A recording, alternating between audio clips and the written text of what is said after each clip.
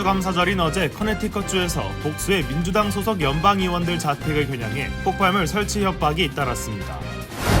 추수감사절 연휴 기간 불어닥친 겨울 폭풍으로 인해 기온이 크게 떨어져 다음 주까지 영하권 날씨가 이어질 전망입니다. 추수감사절이었던 어제 조 바이든 대통령과 트럼프 당선인이 예상 밖의 설전을 펼치며 서로를 비난했습니다. 한인 조종사가 구조된 개들을 뉴욕에 있는 동물보호소로 수송하던 중 경비행기가 뉴욕 업스테이트 캐치킬 산악 지역에 추락해 사망하는 사고가 발생했습니다. 뉴욕 롱아일랜드에서 딸이 80대 모친을 흉기로 찔러 살해하는 사건이 발생했습니다. 대한항공과 아시아나항공의 기업 결합 절차가 유럽연합 집행위원회의 최종 승인으로 사실상 마무리됐습니다. 유기농 계란을 코스트코로 납품하는 뉴욕 어느 농장에서 살모넬라균이 검출돼 해당 제품을 리콜 조치하고 있다고 전해졌습니다. 뉴욕의 과일 상인이 팔았던 35센트짜리 바나나가 620만 달러에 팔린 사실에 논란이 일고 있습니다. 체크인 치킨이라고 불리는 여행 팁이 온라인상에서 화제가 되고 있습니다.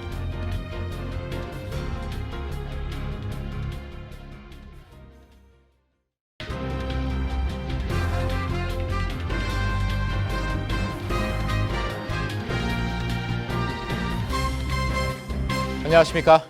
KBTV 뉴스9 이창원입니다.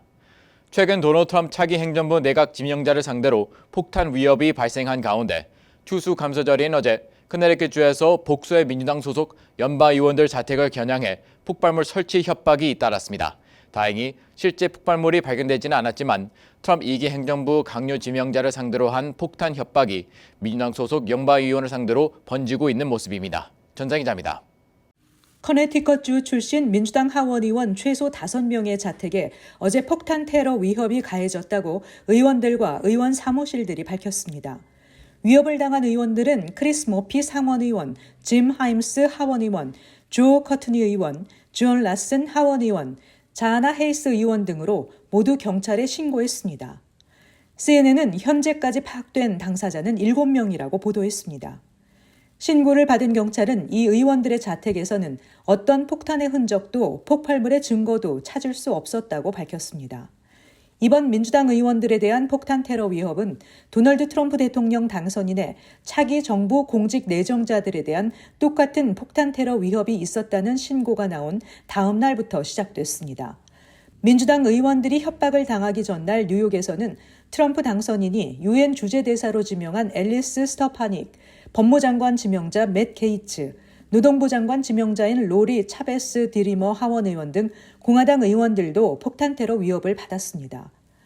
한편 뉴욕에서 추수감사절 축하 퍼레이드 도중 팔레스타인 가자지구 전쟁의 중단을 촉구하는 시위대가 기습 시위를 벌이다 경찰에 전원 연행됐습니다. 시위대 20여 명은 맨하탄 55번가 부근에서 경찰 바리케이트를 뚫고 추수감사절 퍼레이드 진행 도로로 진입해 대령 학살을 축하하지 말자, 무기 금수 조치를 즉각 시행하라라고 적힌 현수막을 들고 팔레스타인 해방 구호를 외치며 가자지구의 전쟁 중단을 촉구했습니다. 시위 시작 직후 인근에 있는 경찰이 출동해 시위대를 연행했고 이 과정에서 뉴욕 추수감사절 퍼레이드의 진행이 약 5분 동안 중단됐습니다. 지난해 가자지구 전쟁이 시작된 이후 이스라엘의 공격으로 가자지구 민간인 사상자가 늘고 인도주의적 참상이 이어지면서 뉴욕 일대에서는 전쟁 중단을 촉구하는 집회, 시위가 지속되고 있습니다. KBTV 뉴스 전상입니다. 추수감사절 연휴 기간 불어닥친 겨울 폭풍으로 인해 기온이 크게 떨어졌습니다. 북극 한파가 북부 지역과 중서부 지역 주민 수백만 명이 강추위를 겪을 것으로 예상되며 다음 주 초까지 영하권 날씨가 이어질 전망입니다. 기라미 기자입니다. 이번 겨울 첫 북극 한파가 미국 동부 지역을 강타하고 있습니다. 기온이 급격히 떨어져 일부 지역에서는 체감온도가 영하 15도에서 30도까지 내려가는 극한 추위가 이어지고 있습니다. 추수감사절 연휴 동안 겨울 폭풍이 북동부를 지나며 캐나다에서 불어온 찬 공기가 남동부 지역으로 확산하고 있습니다. 블랙 프라이데이는 2억 명 이상의 미국인이 평소보다 낮은 기온을 경험할 것으로 예상됩니다. 북부와 중서부 지역은 캐나다에서 유입된 북극 공기로 극한의 추위에 직면하며 일부 지역에서는 저체온증과 동상이 우려되는 상황입니다. 특히 미시건호 근처에서는 체감온도가 영하 10도에서 영하 28도까지 떨어질 수 있습니다. 이번 한파는 일요일과 월요일에 가장 강할 것으로 보이며 강한 북극 기류와 바람으로 기온은 화씨 영하 20도 이하로 떨어질 수 있습니다. 북부와 중서부 지역을 여행하는 주민들은 반드시 따뜻한 복장을 준비하시기 바랍니다. 남동부와 남중부 지역도 11월 말부터 12월 초까지 추운 날씨가 계속될 예정입니다. 뉴욕 서부, 펜실베니아 북서부, 오하이오 북동부 등에서는 폭설이 예고되며 이리오와 온타리오호 인근 지역은 눈과 강한 바람에 대비해야 합니다. 교통체증과 사고 위험이 높아질 수 있으므로 운전자들의 주의가 필요합니다. KBTV 뉴스 길려민입니다. 어제 조 바이든 대통령과 트럼프 대통령 당선인이 예상 밖의 설전을 펼치며 서로를 비난했습니다. 이런 가운데 몇몇 민주당 의원들이 지난 11월 대통령 선거에서 패배한 배경으로 바이든의 국경 정책에 문제가 있었다고 인정했습니다. 기러미 기자입니다. 미국 최대 명절 중 하나인 추수감사절에 조 바이든 대통령과 도널드 트럼프 대통령 당선인이 예상 밖의 설전을 펼치며 날을 세웠습니다. 먼저 바이든 대통령은 트럼프 당선인이 이웃 국가인 멕시코와 캐나다를 상대로 25%의 관세를 부과하려는 정책은 결국 미국민에게 비용이 전가되며 큰 손실을 불러올 것이라고 말하며 해당 정책을 재고하길 바란다고 말했습니다. 그러자 트럼프 당선인은 바이든 대통령과 민주당 인사들이 국경 정책에 있어 실패했다며 나라를 파괴하려고 노력한 집단이라고 칭하며 극좌 미치광이라고 표현했습니다. 이어 이들의 정책이 너무 끔찍했기 때문에 이번 대선에서 자신이 압승을 거둘 수 있었던 것이라고 설명했습니다. 지난 11월 대선에서 해리스 부통령이 패배하면서 민주당 내부에서도 자성의 목소리가 나오고 있습니다. 특히 민주당 상하원 의원들 다수가 바이든의 국경 문제가 2024년 선거 참패의 원인이라고 인정했습니다. 바이든 행정부는 대선 직전 지지율 회복을 위해 망명자 제한 정책을 도입했지만 행정부 시절 보여준 국경 정책으로 인해 지지를 얻기에 역부족이었습니다. 에릭 애덤스 뉴욕시장의 한 측근 역시 뉴욕포스트와의 익명 인터뷰를 통해 애덤스 시장은 지난 2년간 국경 문제로 몸살을 앓으며 도시가 여러모로 과부하 상태에 놓일 것이고 치안이 불안해지고 경제적으로 어려움을 겪을 뿐 아니라 이로 인해 노동계층의 지지를 잃을 것이라고 경고했지만 민주당은 애덤스 시장의 말을 새겨듣지 않았다고 말했습니다. KBTV 뉴스 길려민입니다. 한인 조종사가 구조된 개들을 뉴욕에 있는 동물보호소로 수송하던 중 경비행기가 뉴욕 업스테이트 캐트킬 산악 지역에 추락해 사망하는 사고가 발생했습니다. 그는 4년 전 조종사 면허를 취득한 이후 동물 구조에 헌신한 인물로 주변을 더욱 안타깝게 하고 있습니다. 전장 기자입니다. 뉴욕주 그린 카운티 셰리프국에 따르면 지난 24일 오후 6시 10분쯤 49세 한인 김석 씨가 몰던 M20J 경 비행기가 올바니에서 약 35마일 떨어진 캐치킬 산악 지역 내 원덤타운에 추락했습니다. 추락한 비행기는 도로에서 몇 마일 떨어진 숲에 추락했고 사고 발생 당일 밤늦게 1피트 눈으로 덮인 숲속에서 잔해가 발견됐습니다. 김 씨가 조종하던 비행기는 버지니아에서 출발해 올바니로 향하던 중이었고 그는 구조된 3마리의 개를 비행기에 태워 올바니 인근에 위치한 쇼하리밸리 동물보호소로 데려가는 임무를 수행하던 중 변을 당했습니다. 그린 카운티 셰리프국에 따르면 김 씨와 그가 데려오던 개 3마리 중 하나인 리사가 비행기 추락 현장에서 죽은 채 발견됐습니다. 하지만 생후 4개월 된 레브라도는 2다리가 부러졌지만 살아남았고 1살 반이 된 요크셔 테리어는 경상만 입었습니다. 생존한 강아지들은 병원으로 옮겨져 회복 중입니다. 버지니아 스프링필드에 살던 김 씨는 4년 전 조종사 면허를 취득한 이후 동물 보호와 구조, 입양 등을 위한 비행기 조종사 자원봉사 비영리기관 파일럿 앤 파우스에 참여해 수백 건의 동물 구조 활동을 펼쳐왔습니다. 특히 올해 초 텍사스주에서 컨테이너에 일주일 이상 갇혔다 구조된 개 코니를 메릴랜드에 있는 동물보호소로 데려오는 역할을 맡아 큰 주목을 받기도 했습니다. 가족에 따르면 김 씨는 한국 출신 이민자로 아내와 3 자녀를 두고 있습니다. 쇼하리밸리 동물보호소는 김 씨는 수년에 걸쳐 안락사 될 뻔했던 수백 마리의 생명을 구하는 데 도움을 줬다고 애도했습니다. 버지니아의 동물 구조단체 SFC도 그는 마지막 구조 업무를 수행하기 전에 우리 단체에서 개들을 데려왔다며 우리는 놀라운 일원을 잃었다고 애도를 표했습니다. 김 씨의 안타까운 사망 소식이 알려지면서 추모글이 전국에서 쏟아지고 있습니다. 김 씨를 추모하는 온라인 모금에는 현재 3만 5천 달러가 넘는 기부가 이루어졌습니다. 한편 연방교통안전위원회와 연방항공청은 김 씨의 생명을 앗아간 비행기 추락 사고 원인 등을 조사 중입니다. 피터 쿠스민스키 그린 카운티 셰리프는 사고가 발생한 24일에는 시야가 좋지 않았고 김 씨는 추락 전에 난류로 인한 고도 변경을 요청했었다고 전했습니다. KBTV 뉴스 전상입니다.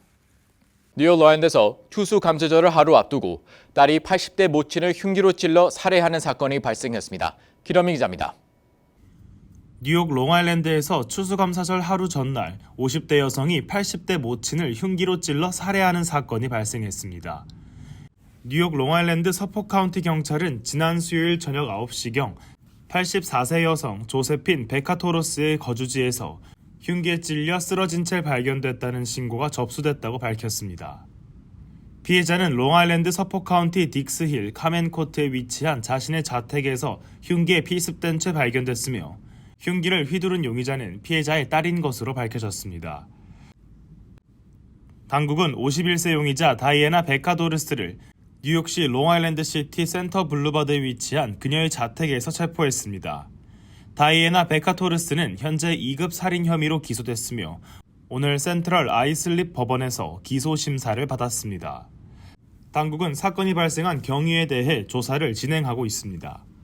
KBTV 뉴스 길려민입니다. 대한항공과 아시아나항공의 기업 결합 절차가 4년 만에 유럽연합집행위원회 최종 승인으로 사실상 마무리됐습니다. 두 대형 항공사의 합병으로 경쟁에 따른 경쟁력 상승에 대한 기대가 높아지고 있습니다. 두 회사의 완전한 통합까지 앞으로 남은 절차에 관심이 모아지고 있습니다. 전상 기자입니다. 대한항공에 따르면 EU 경쟁당국은 대한항공과 아시아나항공의 결합을 위한 선결 요건이 모두 충족돼 심사를 종결한다고 발표했습니다. 이에 따라 대한항공은 미국의 경쟁당국인 연방법무부에 이스의 최종 승인 내용을 보고했습니다.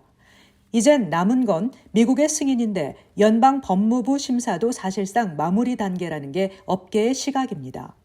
결합 심사가 끝나면 합병 대한항공은 세계 10위권 메가 캐리어가 238대의 항공기를 보유하며 인천공항이 세계의 항공, 물류 허브로 입지를 강화하는 데 큰 역할을 할 것으로 기대됩니다. 대한항공은 다음 달 20일까지 총 1조 5천억 원의 인수 대금 중 남은 8천억 원도 납입해 신주 인수 거래를 종결합니다. 대한항공은 기업 결합 문제가 매듭지어지면 산업은행과 합의한 인수 후 통합 전략 작업을 시행합니다. 두 회사의 저비용 항공 계열사 진에어와 에어부산, 에어서울도 통합이 추진되면서 국내 항공산업의 구도도 재편될 것으로 전망됩니다. 현재 대한항공은 약 40개국 114개 도시, 아시아나항공은 72개 도시를 운항하고 있습니다. 한편 양사의 통합에 따른 우려도 제기되고 있습니다. 무엇보다 먼저 항공권 가격이 상승될 수 있다는 우려입니다. 산하 저비용 항공사 합병까지 이루어질 경우 통합항공사의 국제선 여객 수송 점유율은 73%로 오르게 됩니다. 점유율이 지나치게 높아질 경우 독과점 체제에 따른 항공 운임 상승은 불가피하다는 것입니다. 아시아나항공의 마일리지 통합도 우려 대상입니다. 완전 통합까지 2년의 경과 기간이 있다고 하지만 미주 한인들의 마일리지 소진 기회는 무척 제한적이기 때문입니다. KBTV 뉴스 전상입니다. 유기농 계란을 코스코로 납품하는 뉴욕의 핸슨 브룩팜스에서 살모넬라균이 검출돼 감염 우려로 인해 해당 제품을 10,000개 넘는 리콜 조치를 하고 있습니다. 기러민 기자입니다.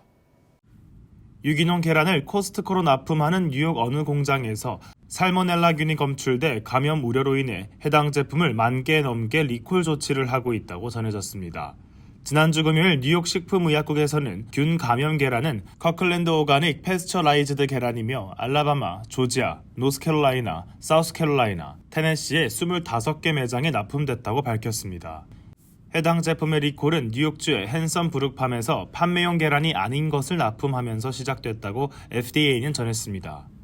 현재까지 해당 제품으로 인한 피해 신고는 없다고 덧붙였습니다. 살모넬라균에 감염되면 어린이와 노약자의 면역에 치명타를 입히는 건 물론 건강한 사람도 열, 구토, 설사, 복통을 유발할 수 있다고 경고했습니다.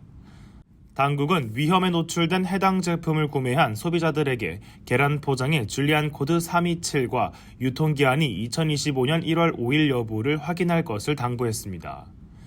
한편 핸섬브룩팜은 이런 일이 생기지 않도록 엄격하게 검소할 것이라고 밝혔습니다. KBTV 뉴스 길려민입니다. 뉴욕의 과일 상인 샤 알람은 자신이 팔았던 35센짜리 바나나가 620만 달러에 팔린 사실을 알고 충격을 받았습니다. 예술계와 현실의 괴리와 불평등에 대한 논란을 불러일으키고 있습니다. 기러민 기자입니다. 뉴욕의 과일 상인 샤 알람은 소더비 경매에서 자신이 팔았던 바나나가 620만 달러에 팔렸다는 사실을 알게 되어 큰 충격을 받았습니다. 이 바나나는 이탈리아 예술가 마우리치오 카텔란의 작품 코미디언의 일부로 예술계의 허세와 터무니없음을 풍자하는 의도로 만들어졌습니다. 카탈란의 작품은 2019년 아트 바젤 마이애미 비치에서 처음 공개됐으며 이번 경매에서 520만 달러에 팔린 후 수수료를 포함해 620만 달러로 거래됐습니다. 알람은 방글라데시 출신의 이민자로 뉴욕 브롱스에서 500달러의 월세를 내고 6명과 함께 지하실에서 살고 있습니다. 그는 하루 12시간씩 과일을 팔며 시간당 12달러를 받으며 생계를 이어가고 있습니다. 알람은 자신이 팔았던 35센트짜리 바나나가 이렇게 높은 가격에 팔린 사실을 전혀 몰랐으며 이를 알게 된 후 큰 충격을 받았습니다. 그는 나는 가난한 사람이다. 이런 돈을 본 적도 없다고 울먹였습니다. 이 사건은 많은 사람들의 지원을 이끌어냈습니다. 작품을 구매한 저스틴 선은 알람에게 10만 개의 바나나를 구입해 전 세계에 무료로 배포하겠다고 발표했습니다. 또한 익명의 뉴욕 시민이 고펀드미 캠페인을 시작해 알람을 돕기 위한 기부금을 모았습니다. 현재 이 캠페인은 8,600달러 이상을 모금했습니다. 카텔란은 이 사건에 대해 예술은 문제를 해결하지 않는다며 알람에 대한 연민을 표했지만 특별한 도움을 제안하지 않았습니다. 이 사건은 예술과 현실의 괴리 그리고 가난과 부유함의 대조를 부각시키며 많은 사람들에게 큰 반향을 일으켰습니다. KBTV 뉴스 길려민입니다. 체크인 치킨이라고 불리는 여행 팁이 온라인상에서 화제가 되고 있습니다. 이는 탑승객이 체크인이 거의 마감될 때까지 기다렸다가 좌석을 예약하는 전략으로 더 좋은 좌석에 배정될 가능성이 있습니다. 다만 계속해서 좌석표를 확인해야 해 시간이 소모되고 잘못했다가 아예 예매를 하지 못하는 상황도 발생할 수 있습니다. 최슈 기자입니다. 틱톡 인플루언서가 한 여행 팁에 관해 공개한 영상이 온라인상에서 큰 화제가 되고 있습니다. 체크인 치킨이라고 불리는 이 방법은 탑승객이 체크인이 거의 마감될 때까지 기다렸다가 좌석을 예약하는 전략입니다. 이 방법의 핵심은 더 넓은 좌석이나 비상구 좌석과 같은 남아있는 더 좋은 좌석에 배정될 가능성이 있다는 것입니다. 저렴한 여행 팁을 공유하는 한 여행 인플루언서는 체크인 치킨에 대한 경험을 자신의 틱톡 영상을 통해 공개했습니다. 그녀는 영상에서 항공사들은 중간 좌석이나 비행기 뒷좌석을 배정한 후 사람들이 좌석을 변경하려고 돈을 지불하게끔 유도한다고 말했습니다. 또한 그녀는 참고 기다리면 좌석들이 하나둘 빠지기 시작하고 결국 더 넓은 공간의 좌석이나 비행기 앞쪽 좌석만이 남는다고 덧붙였습니다. 여행사 트래블메이션의 창립자인 아담 더거스는 이 방법을 제대로 실행하려면 여행 하루 전부터 좌석표를 계속해서 확인해야 한다고 말했습니다. 그는 이가 사람들로 하여금 많은 시간을 소모하게 할 것이며 잘못하다가 너무 오래 기다리면 좌석을 완전히 잃을 수도 있으니 조심해야 한다고 덧붙였습니다. KBTV 뉴스 최시우입니다. 한국 정부는 해외 체류 국민의 한국 내 디지털 서비스 접근성을 높이기 위해 재외동포 인증센터 서비스를 시범적으로 시행한다고 밝혔습니다. 그동안 해외에 거주하는 한국 국적자는 한국 내 온라인 서비스를 이용하기 위해 원거리 재외 공간을 방문해 공동 금융 인증서를 발급받아야만 했습니다. 또한 인증서를 발급받더라도 실제로 서비스를 이용하려면 한국 내 휴대전화 본인 확인이 요구돼 번거로웠습니다. 그러나 앞으로는 재외국민도 재외국민 등록 후 주민등록번호와 유효한 전자여권을 보유하고 있으면 민간 애플리케이션을 통해 비대면으로 재외국민 인증서를 발급받아 온라인으로 신원 확인을 할 수 있게 됐습니다. 재외동포 인증센터는 시범 서비스 기간 동안 인증서 발급을 우선으로 제공한다고 밝혔습니다. 다음 회기 미국 연방회의에는 총 4명의 한국계 정치인들이 활약하게 됐습니다. 지난 5일 미국 대선과 함께 치러진 미 상하원 선거에는 총 5명의 한국계 미국인이 도전장을 냈습니다. 앤디 킴 의원은 당내 경선에 이어 본선에서도 손쉽게 승리를 따냈습니다. 미국에서도 100명뿐인 상원 의원은 개개인이 법안 통과나 인사 인준을 지원할 수 있을 정도로 막강한 권한을 지니고 있습니다. 한국계 미국인으로는 앤디 킴 의원이 최초입니다. 영킴 의원과 스트리글랜드 의원은 나란히 3선에 성공했습니다. 한국계 여성 정치인이 3차례 당선된 것은 이번이 처음입니다. 이들은 미 의회에서 자신의 지역구는 물론 한국계와 아시아계 미국인들을 위해 적극적으로 목소리를 낼 것으로 예상됩니다. 또 한미 관계에서도 교두보 역할을 할 것으로 기대됩니다. 뉴욕주 소비자보호국이 대학 입시 표준 시험인 SAT를 미끼로 개인 신용 정보와 금전 등을 갈취하는 전화 사기가 기승을 부리고 있다며 주의보를 발령했습니다. 최근 잇따르는 사기 유형은 SAT 시험 주관사인 칼리지 보드 또는 기타 교육기관 직원을 사칭해 전화를 건 후 자녀의 이름과 학교를 말하며 SAT 시험에 대비하기 위한 공부 자료 수령을 위한 집 주소와 개인 크레딧 카드 정보를 요구하는 행태가 주를 이루고 있습니다. 자료를 수령하면 선납한 보증금을 돌려준다는 조건인데 주소와 개인 크레딧 카드 정보를 제공한 학부모들은 시험 준비 자료는 물론 보증금도 돌려받지 못했다는 것이 소비자보호국의 설명입니다. 칼리지 보드가 학생 혹은 학부모에게 전화를 거는 경우는 문의에 답변할 때만으로 결코 먼저 전화하지 않는다는 것입니다. 연말연시를 맞아 여행객들의 공항 장기주차장 사용이 증가하고 있는 가운데 장기주차장 차량 도난 사례가 늘고 있어 주의가 요구됩니다. 뉴욕 뉴저지 항만청에 따르면 뉴욕 뉴저지 일원 공항과 연결되어 있는 장기주차장에서 올 4분기에 발생한 차량 도난 사건은 23건으로 전년 같은 기간에 비해 50% 증가했습니다. 항만청은 일반 차량뿐만 아니라 렌탈 차량도 범행 대상에서 예외는 아니라며 주요 대도시 공항에서 차량을 빌리는 여행객들에게 주의보를 내린 상태입니다. 최근 미주리주에서는 뉴욕 출신 6명을 비롯한 8인조 강도가 연쇄 렌탈 차량 도난 행각을 벌인 혐의로 기소됐습니다. 잠시 후 커뮤니티 브리핑을 전해드립니다.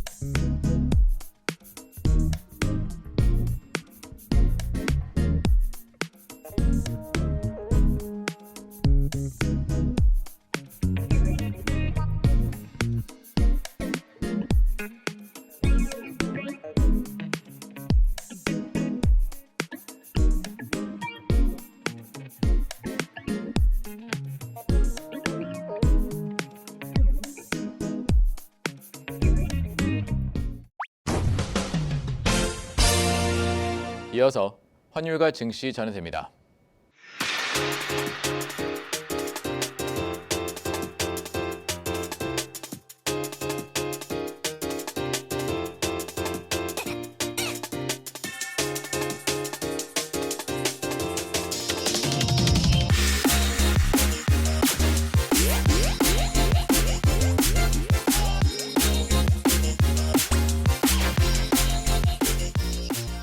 잠시 후 뉴욕과 늦어진 날씨 전해드립니다.